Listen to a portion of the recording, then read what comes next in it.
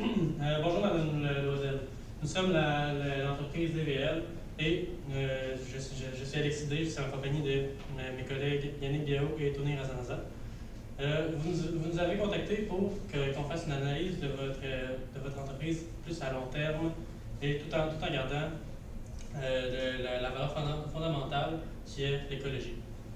Donc, sur ce, on a été mandaté pour calculer la rentabilité de la nouvelle collection pour la gamme de programme, trouver un financement à ce projet, choisir un fournisseur de textiles pour cette nouvelle gamme, vous informer des importantes déclarations et paiements au gouvernement et une liste de FFOM pour vous aider à planifier votre stratégie. Donc, on va commencer par votre nouvelle gamme de collection pour vous nous avez mentionné évidemment le coût des habits, donc comment le nombre qui était demandé, le prix par habit. Donc, ça reviendrait environ pour la première année un profit d'entrée de fonds de 1,7 million de dollars, 1,9, 2,1. En gros, ça monte les 5 premières années. Et à la 6e année, ça revient ça à peu près. En termes de salaire, vous vouliez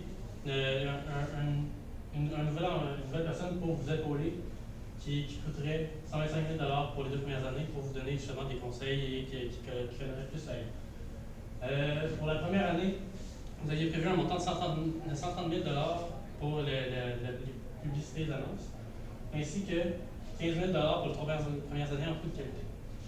Évidemment, il y a l'ajustement des équipements actuels, de vos gammes actuelles, de 1,2 million de dollars qui va se renouveler encore plusieurs années plus tard.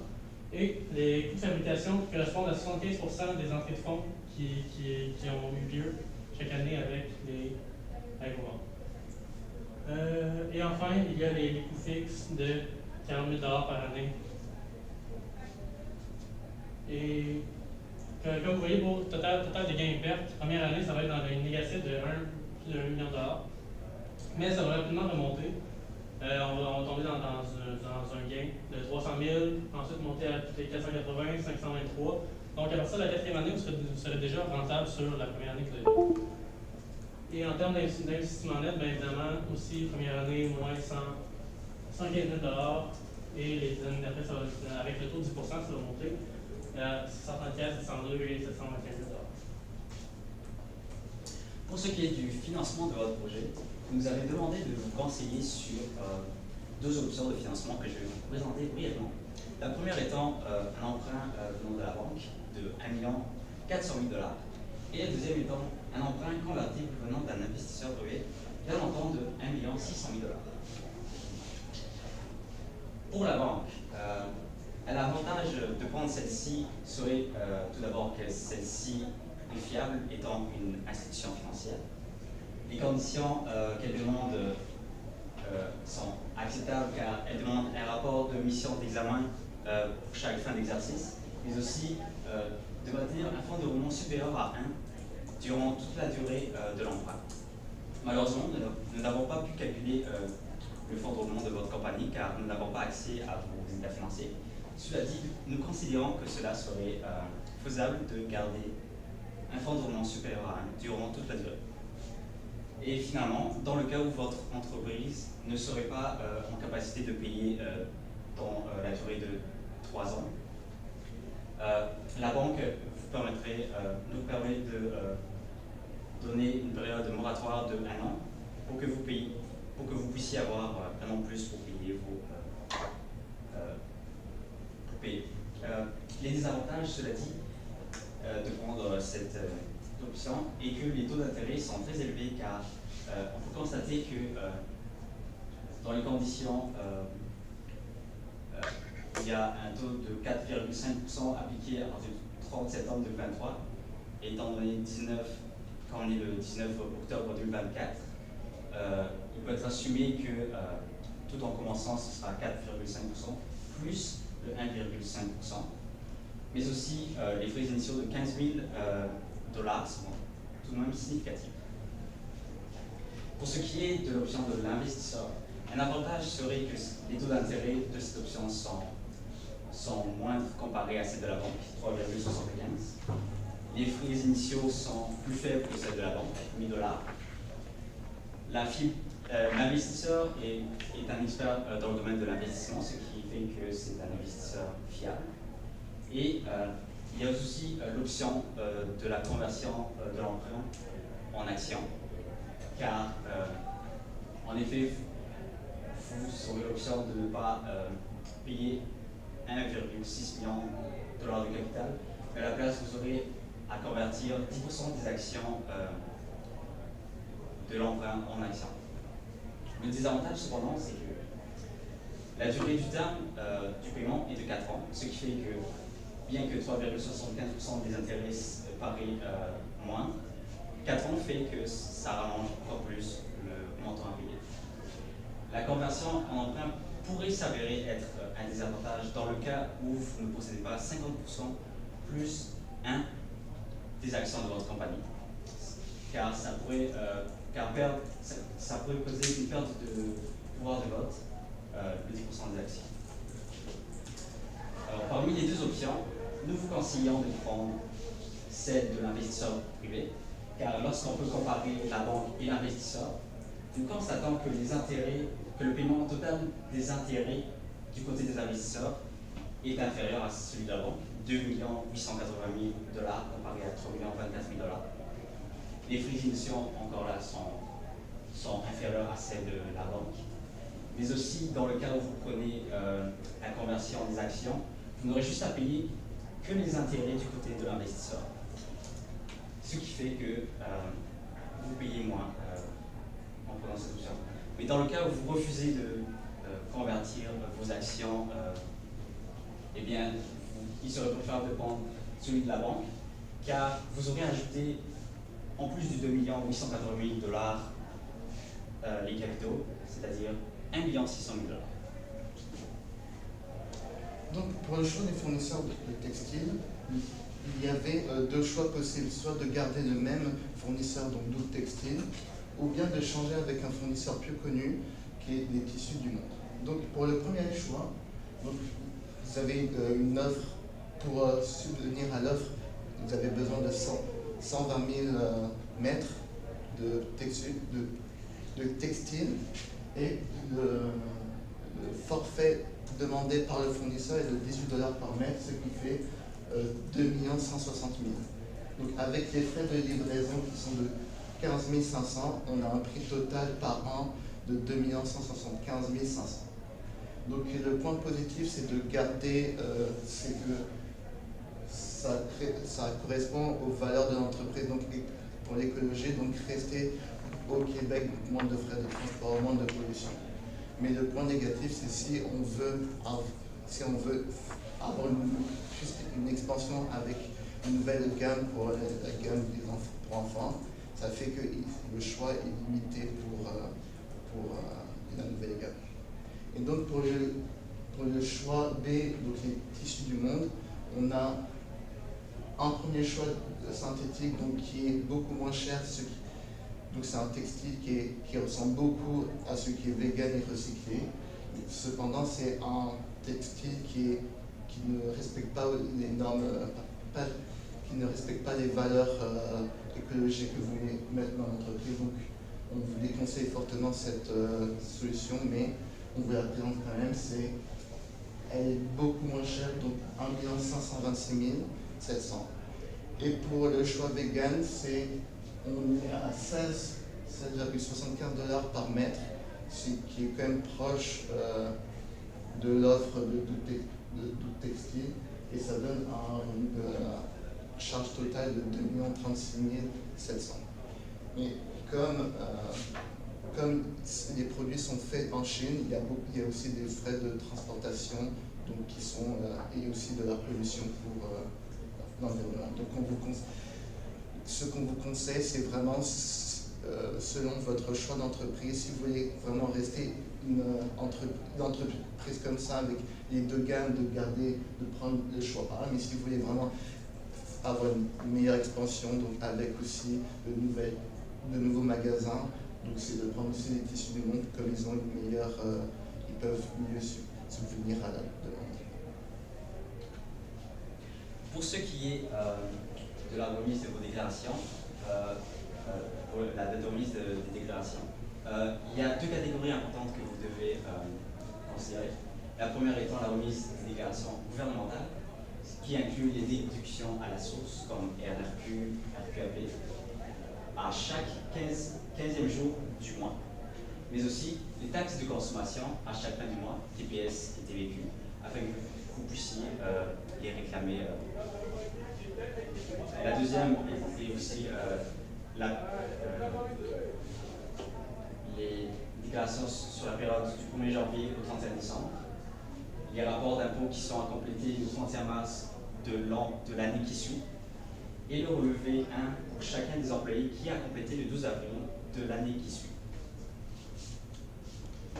Maintenant, on va passer aux forces, faiblesses, opportunités et menaces, ou plus communément appelées FFOM.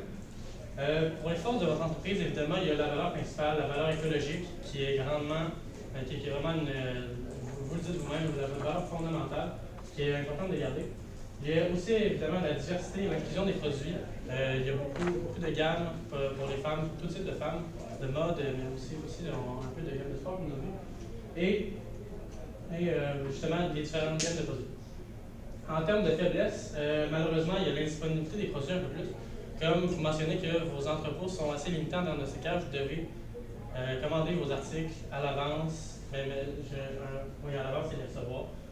Mais vous pouvez garder moins de stock avec vous. Et évidemment, faiblesse, gamme exclusivement féminine pour l'instant, mais ça va amener une opportunité par rapport à ça. Donc, expansion des gammes, donc pour avoir des gammes pour masculines et aussi pour les enfants. Et une autre opportunité, c'est d'avoir une ouverture de nouveaux magasins.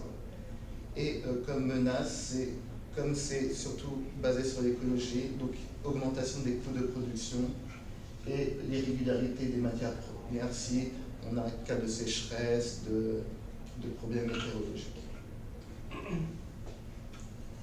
Donc, en conclusion, nous considérons que le projet d'expansion pour justement les gammes d'hommes et, comme vous l'avez mentionné, potentiellement pour les enfants plus tard, est vraiment un bon investissement à long terme, comme on a vu. Première année, c'est sûr que ça va donner un gros coût, ça va demander plus de travail, plus d'argent. Mais dès la deuxième année, en fait, il va y avoir du profit. Dès la quatrième, vous aurez rentabilisé votre première année perdue, entre guillemets. Il serait préférable, selon votre situation, selon nous, de prendre l'investisseur privé pour l'emprunt de 1,6 million sur 4 ans.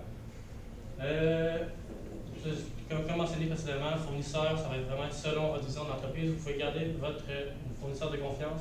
Si vous comptez rester un petit magasin local, seulement avec une location, mais si vous comptez plus vous étendre, peut-être vendre un fournisseur plus international. Et évidemment, les différentes dates de remise, donc comme on vous a dit, il va y avoir les rapports de taxes à chaque mois. Et les revenus salariales des employés employeurs au 15 août. Et finalement, comme on vient de parler, les forces, faiblesses, menaces, opportunités, vous avez beaucoup de belles forces, de belles valeurs qui vont malheureusement toujours être suivies de faiblesses et de menaces, mais honnêtement, vous pouvez les susciter, ça n'y aura pas de débat. Donc, merci beaucoup de nous avoir choisis encore une fois. On espère que ça vous aura convaincu. Est-ce que vous avez des questions? Merci. Donc, moi, la première question, j'aimerais ça qu'on vienne peut-être à vos calculs sur le projet de la collection. Je me demandais un peu comment vous avez calculé la dernière colonne d'investissement net. Qu'est-ce qui fait que là, vous arrivez à du positif finalement? J'avais un peu de la difficulté à saisir la différence entre le total gain-perte puis l'investissement net.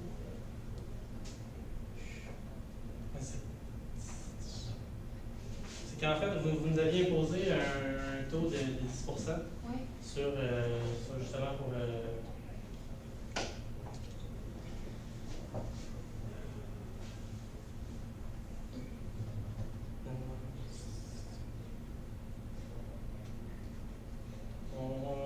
en fait, la première colonne de total, évidemment, ça va être les gains et pertes par année.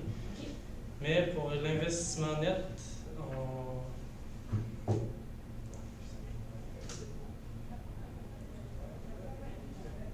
je suis désolé, je peux pas répondre clairement à la question. Il n'y a pas de problème, vous m'envoyez plus tard. Ouais. petite question. Si vous me recommandez de garder mon fournisseur actuel au niveau des tissus, le coût est un petit peu plus élevé. Est-ce que vous recommandez que je garde mes prix pareils ou vous recommandez que j'ajuste mes prix en conséquence pour les produits que je vends?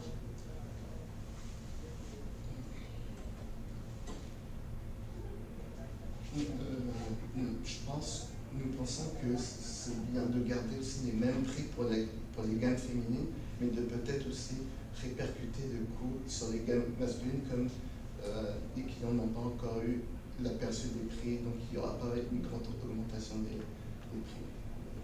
Ok, parfait. Moi, j'aurais une petite question au niveau des projets de financement des projets. En fait, là, il y a comme les deux possibilités. Là. Soit il y a un projet avec l'investisseur privé ou avec l'institution financière. En fait, moi, je me questionne plus au niveau du taux d'intérêt. C'est quoi la nuance entre un taux d'intérêt fixe et un taux d'intérêt variable? Et qu'est-ce que ce serait comme enjeu que je pourrais avoir au terme des 3 ou 4 ans, par exemple? En fait, le taux fixe, c'est que vraiment, ça va rester le même taux. Donc, on avait dit c'était 3,75 pour les 4 ans. Par contre, le taux variable, comme on a vu, au 30 septembre.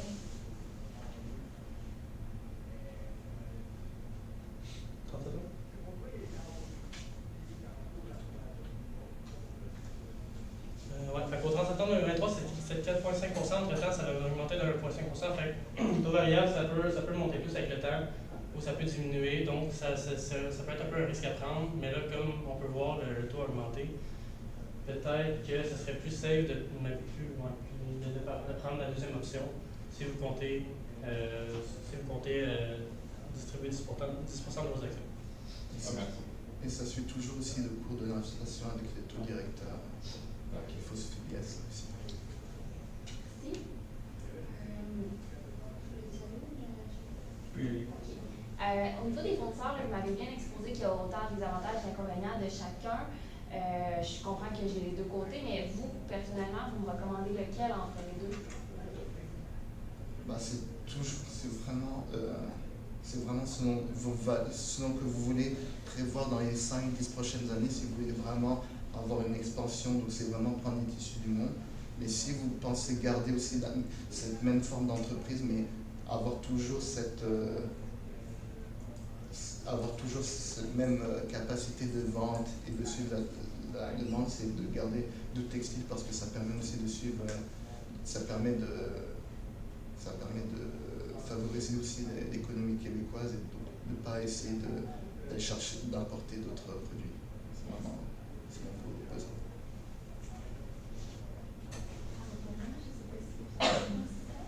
Merci beaucoup. Merci.